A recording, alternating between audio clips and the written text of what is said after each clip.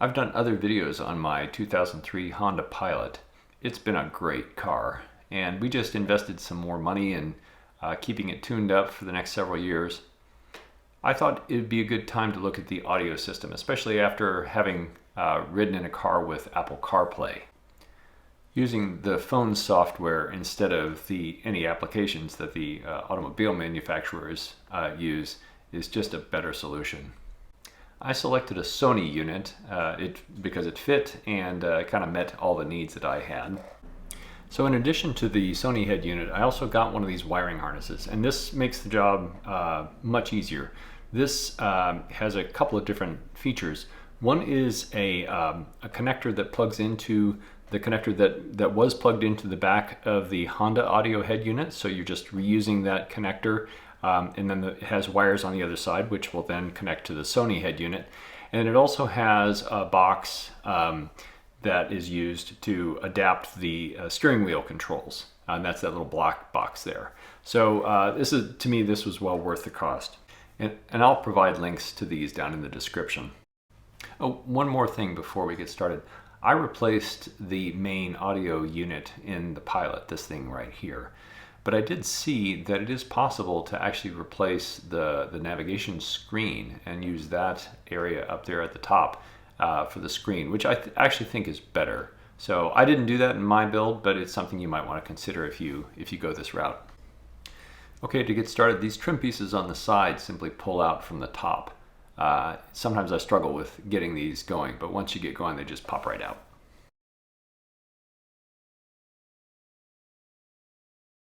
Once those trim pieces are out, then that exposes 4 screws that remove this kind of U-shaped piece. And that piece then just slides straight out. You do have to be a little careful because there are 2 wiring harnesses that plug into the back of it.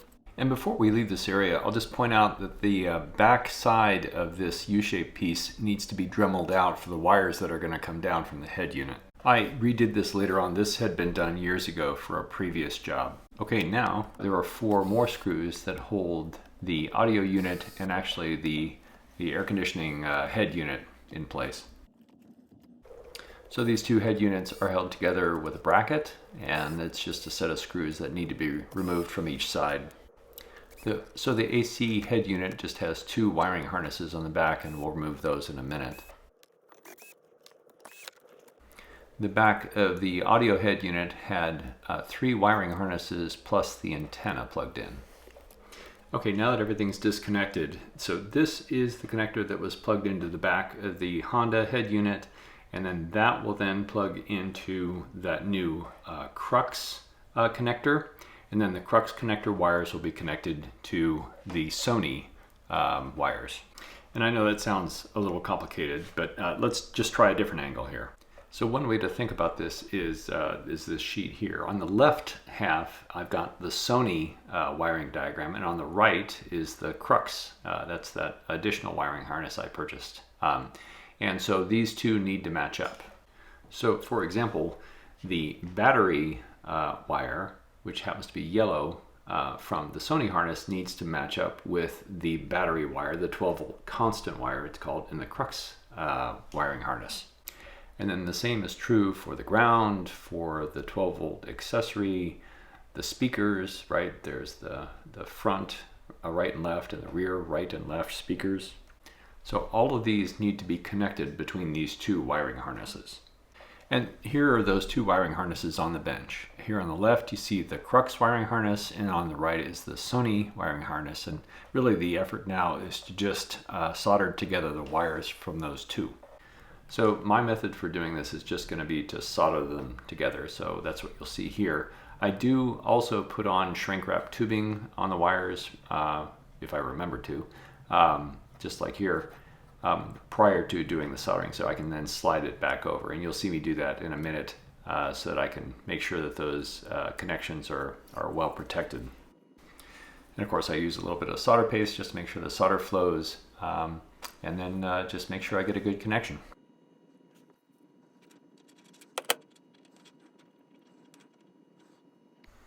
And by the way, if you don't have a heat gun or anything to use on the heat shrink tubing, you can always use a match or a lighter. I use it pretty frequently, especially when I'm in the car.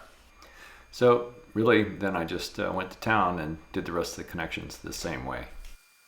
So one connection that wasn't obvious was this one here called REM out on the Sony unit, and it actually matches up to the amplifier turn on the other one.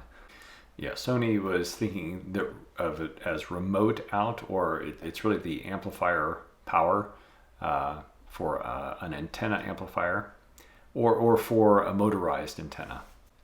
So a couple things that might be different from my build are I had the Honda backup camera installed, and this version of the Pilot comes with a powered subwoofer.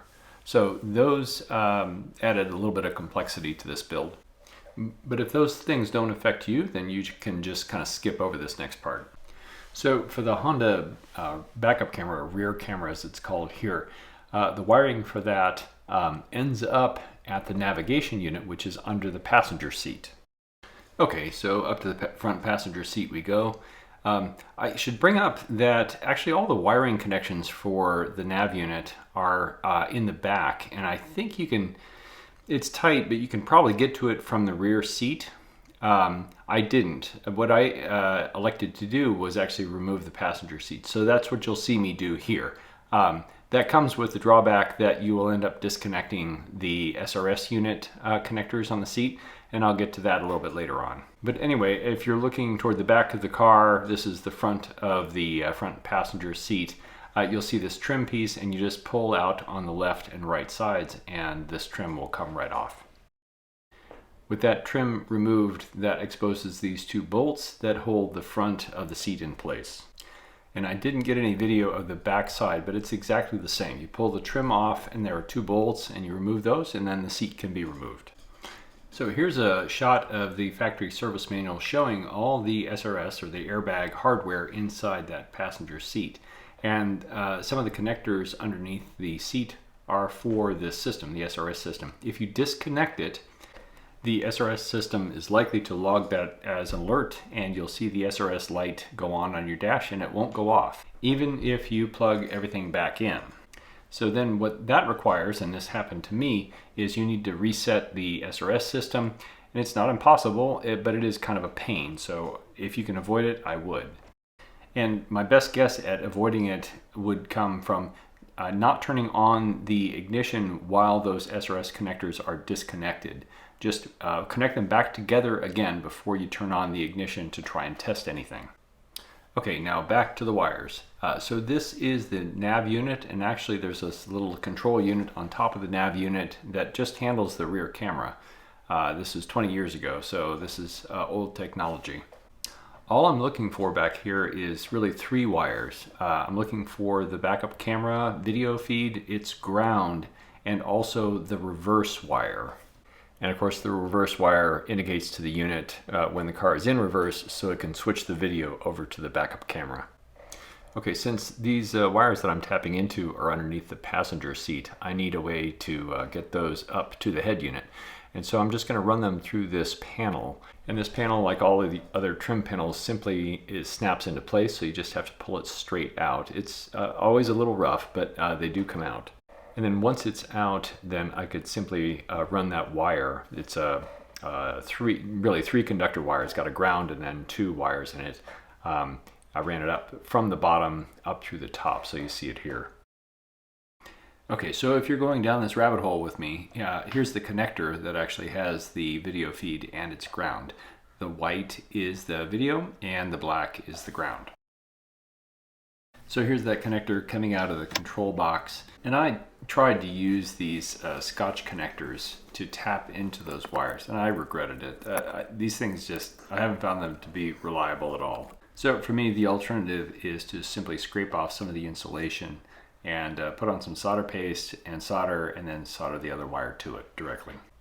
And so the last wire I need to get to underneath the passenger seat is that reverse, or the backup wire. It indicates when the car is in reverse. So here's the information on the connector going into the navigation unit that has that reverse wire. It's indicated here.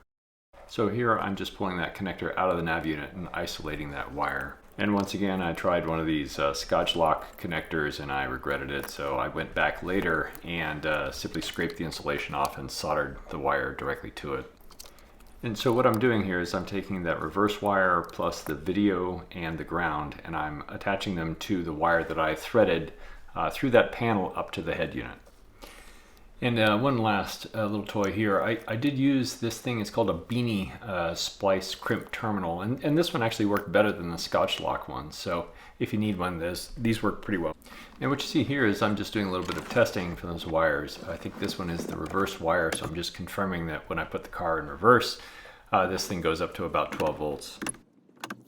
And then here I'm doing something similar, just testing for continuity on that video and ground wire. And I did one more test where I had this little screen that will take in a composite video, and so I just tested to make sure that the reverse camera video feed was actually coming through, and it worked. So the reverse camera needs to terminate in an RCA connector, so I wired that in, and then this other red wire here is actually that reverse indicator wire. Okay, well that covers it for that reverse backup camera. Now it's time to talk about the subwoofer. So if we go back to the Sony instructions, you'll see that the subwoofer has its own audio output. It's an RCA jack. But also note that the subwoofer requires an external power amp, and that's what's indicated here. Okay, and then on the back of the Honda head unit, the subwoofer speaker had its own connector, and it's just 2 wires, and that connects directly to that speaker. Okay, and what did I do with all this subwoofer stuff? Well, I ran it into this little amp that I got from Amazon, and I'll include a link below for this. So real quickly, this is the power connection. This is where the audio signal comes in, and this is the connection to the subwoofer speaker. Okay, and then just a quick review of the back of the Sony unit. This is the video connection from the backup camera. This is the subwoofer out. This is the antenna connection. It just came straight out of the Honda head unit. And this is something Sony calls remote in, and it comes from that crux box I mentioned earlier, and it allows the steering wheel controls to control the Sony head unit. One last connection on the back of the Sony unit is the microphone. So they supply a microphone, and that needs to come out from the head unit, and then I just fixed it to the dash with some double-sided tape. Okay, with all the wiring done and mostly tested, I put the bracket onto the Sony head unit and to the AC head unit, and then gave it a quick try.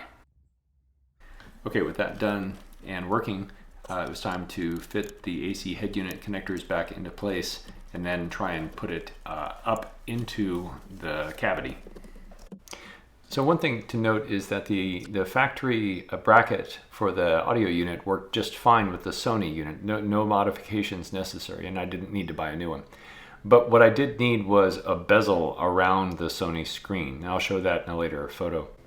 And this mounting bracket hangs on these little nubs that stick out of the front of the console, and that's really convenient until you get the screws attached. So for the time being, I'm just going to stick the subwoofer amp way back into this little cubby back here. And these are the wires that come down from the head unit. In addition to the wires for the subwoofer amp, there's also the wires, the 2 USB connections. There are 2 USB jacks that allow you to plug in your phone. Okay, before putting all the screws together, I thought it was just time to do one quick test of everything.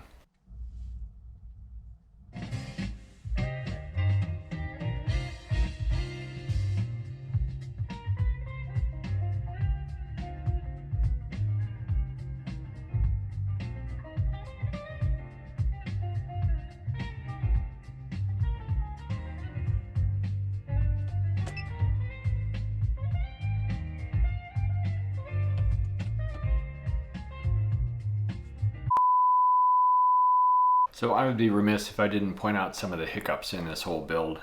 One of them was this power connector on the amp, and what I found was that the amp was just generating all kinds of noise, and it wasn't until I switched to this other connector, which is provides access to the same power pins, that the noise finally quieted down. And I mentioned the issues I had with these Scotch lock connectors earlier, and it's possible I was just using the wrong ones or something, but anyway, I won't use them again. And again, I mentioned earlier this issue that I had with the SRS light coming on because I had unplugged the connectors underneath the passenger seat, and then I had turned on the car, and to test the unit, and I think that's what triggered the SRS system to log those the missing components. So if I were to do it again next time, I would just make sure that I reconnected those before I turned the car on. I suspect that will fix it. If not, I will provide a link below to a video that I found useful in resetting the SRS system. And one last thing here, I bought this trim kit because I thought it would be necessary, but as I mentioned earlier, the bracket for mounting the Sony head unit worked just fine, the one that came with the Honda Pilot. But I did end up using this bezel, so that was useful. I don't know that it was really worth 14 bucks, but anyway, I did use that part of this kit. I'm not going to go through putting in those last screws and trim pieces. It's pretty straightforward. I hope this video was useful, and if you have any questions, feel free to leave comments below. Thanks.